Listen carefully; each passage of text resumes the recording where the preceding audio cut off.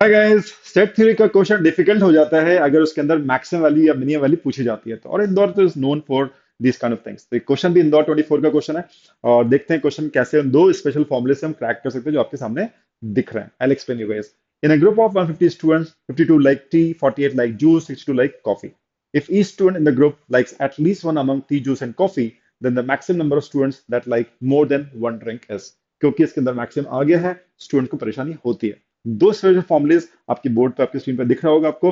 Three sets का union जो होता है वो एक्स वाई जेड का सम होता है, और थ्री सेट्स का एलिमेंट्स का समेशन जो होता है वो x plus two y plus three z होता है। इस फॉर्मुले को नोट कर लीजिएगा।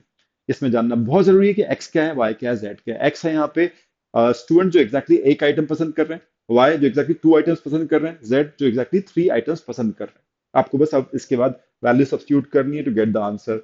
यूनियन यहाँ पे 150 होगा बिकॉज यहाँ पे एटलीस्ट वन आइटम पसंद करता है हर बच्चा। तो ये आपका यूनियन हो गया। यहाँ पे हम फर्स्ट इक्वेशन में 150 रख देते हैं। X y z as it is रहेगा क्योंकि इसकी एग्जैक्ट वैल्यू दी नहीं है। समेशन हमें तीनों वैल्यूज पता है, 52, 48 और 62। इन सबको आप जोड़ लीजिए, that is summation of sets हो जाएगा। 52, 48 एंड 62 जोड़ेंगे तो 100, 162 आ जाएगा। 162 would be x plus two y plus three z. आपको फर्स्ट इक्वेशन सब्ट्रैक्ट करनी है फ्रॉम सेकंड, तो यहाँ पे 12 आ जाएगा, एक्स नलीफाई हो जाएगा, two y minus y, y plus two z आपको मिलेगा।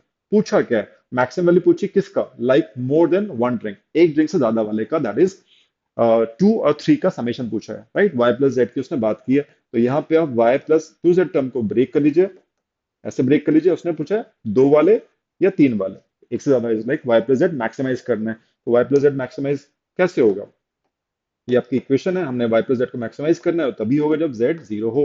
तो ये आपका z जीरो हो जाना चाहिए, तो ये आपका मैक्स हो जाएगा। करेक्ट। तो y प्लस जेड की मैक्सिमम वैल्यू कितनी होगी, 12। That is your answer. Remember this formula guys.